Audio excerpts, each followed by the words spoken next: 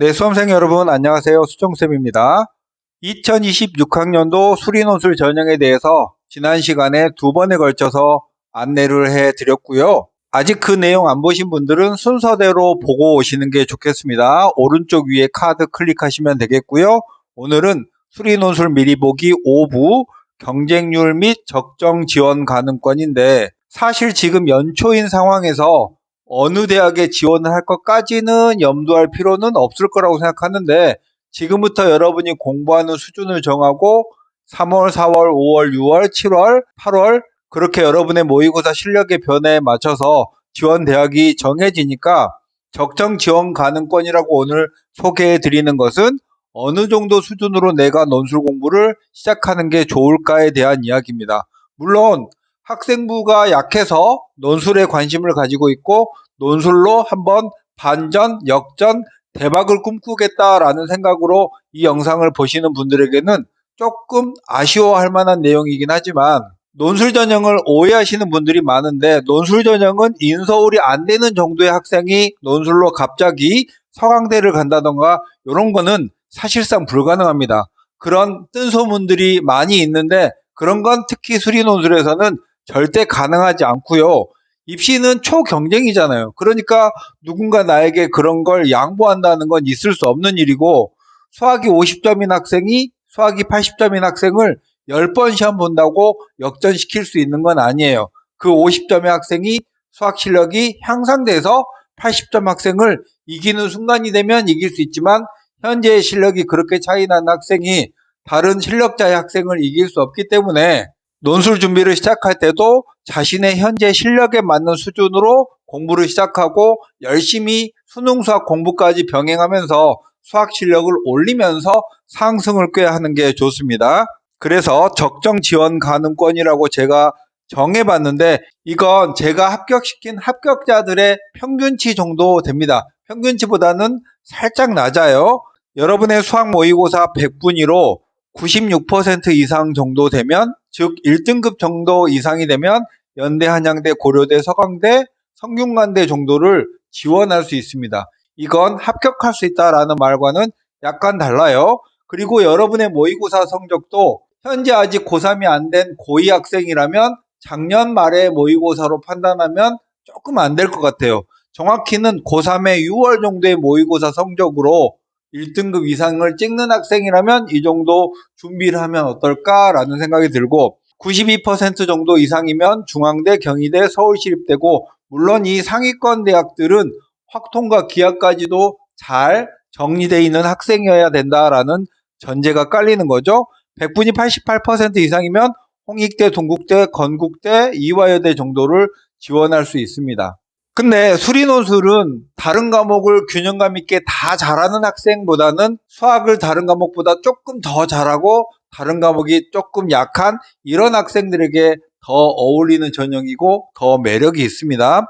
100분위로 84% 정도 되는 학생이면 광운대, 서울과기대, 아주대, 인하대, 부산대, 경북대, 숭실대 정도고, 위에 설명을 안 드렸는데 미적 기하 확통을 고르게 다 잘하는 학생은 여기, 미적 확통을 잘하는 학생은 여기. 그러니까 서강대나 건국대는 기하는 잘 내지는 않는다, 약간의 준비 정도만 하면 되겠다라는 거고, 미적까지만 잘하는 학생은 이화여대, 이하, 과기대, 아주대, 인하대, 부산대, 경북대, 숭실대, 숙명여대고, 이화여대는 수리논술 출제 범위는 미적분, 기하, 확통까지 포함한 전범위입니다. 근데 실제로 출제는 미적분 이하의 수학 1, 2하고 미적분까지를 주로 많이 출제하고, 성균관에는 수학 1, 2만 출제하기로 이미 약속이 돼 있죠. 그리고 100분이 80% 정도는 미적분까지 대학은 여기, 수학 1, 2의 대학은 여기, 76%는 여기, 수학 1, 2의 대학은 여기고요. 나머지 약수령 대학이 포진해 있습니다. 이거는 최소한으로 요 정도는 되어야 공부를 할 수 있다, 뭐 이런 뜻으로 해석해야 되고, 실제로 합격군은 이거보다 수학 실력이 더 뛰어나야 합니다.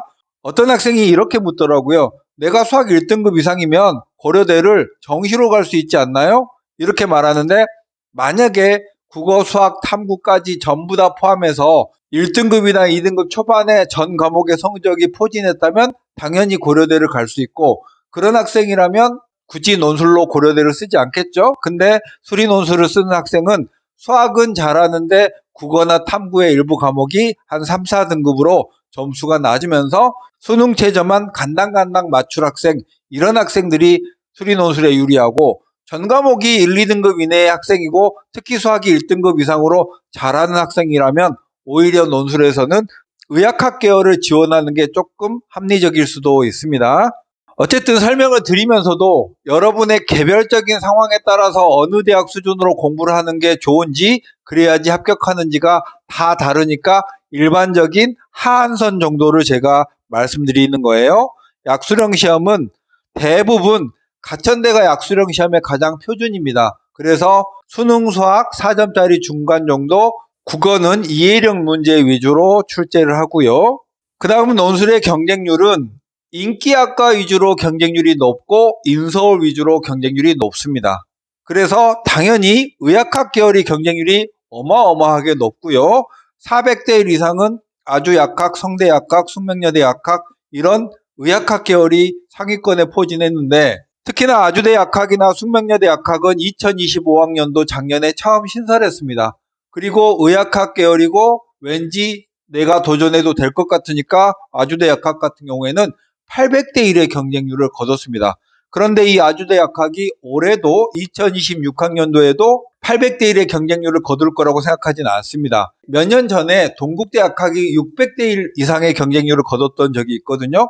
그리고 나서 그 다음에는 300대 1, 200대 1 정도 수준으로 내려왔습니다. 처음 신설할 때 관심을 받으면서 활활 타올랐다가 다음에는 조금 진정되는 그런 느낌이고요.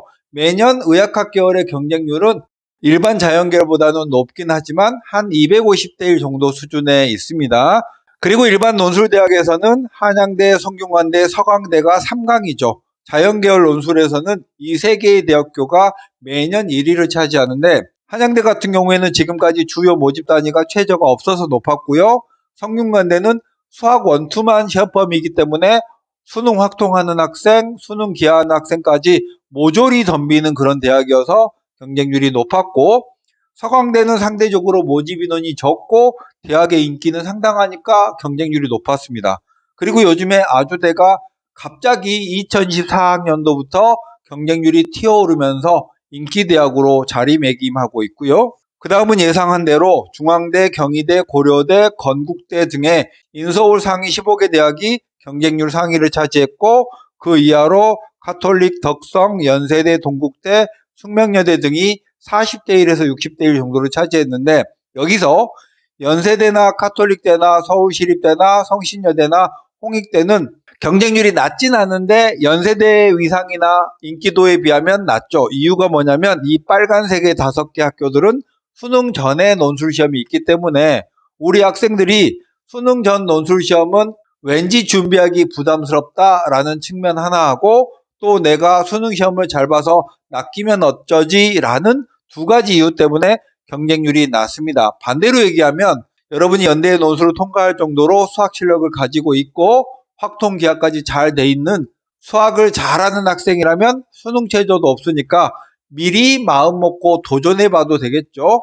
남이 불편하고 까다롭고 왠지 지원하기 꺼려진다고 여기는 것은 여러분에게는 기회도 될 수 있거든요. 나머지 인서울의 중하위권 대학, 그리고 약수령 대학이 경쟁률이 낮습니다. 약수령 대학은 가천대를 제외하고 나머지 약수령 대학은 20대 1 미만이고요. 그리고 한국공학대나 홍대, 세종, 한신대 등은 10대 1 미만이니까 굉장히 합격 확률이 높은 대학이죠. 그래서 위에 말씀드린 내용 중에 한 번 더 요약 정리하면, 의학학 계열은 신설된 약학과가 경쟁률 상위권을 차지했지만 매년 그렇지는 않다.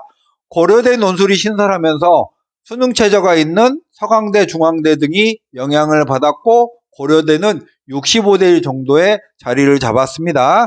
그리고 경쟁률은 상승한 대학이 이렇게 있고 하락한 대학이 있습니다. 이건 매년 고정된 건 아니기 때문에 그 해의 상황이나 수능 최저의 도입 여부에 따라서 조금씩 달라질 수 있는 요소입니다. 그리고 각 대학들은 최근에 개별 모집 단위에서 1명씩 2명씩 빼와서 무전공이나 자율전공이나 계열통합 같은 그런 한꺼번에 많이 뽑는 모집 단위들을 많이 신설했고, 그런 학과들이 경쟁률 상위권으로 자리 잡았습니다.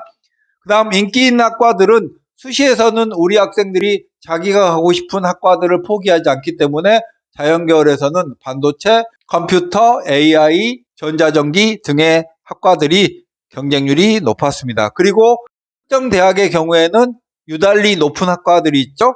모든 자연계열에서 수학과는 일단 입결이 높고요. 홍대 같은 경우에는 건축과가 입결이 높고 경쟁률도 높으니까 그런 건 특히 조심하셔야겠습니다. 자, 오늘 내용은 경쟁률 적정 지원권에 대해서 말씀을 드렸는데 이 내용은 여러분이 지금 논술 시작을 할 때 무조건 저는 고려대 갈 거예요. 이렇게 자신의 실력과 상관없이 높은 대학에 포커스를 맞추고 공부할 게 아니라 공부는 자신의 실력에 맞춰서 하면서 모의고사 실력과 수능 수학 실력을 올리면서 논술 관심대학도 올리는 게 좋겠다라는 이야기였습니다. 수정쌤이었습니다. 안녕.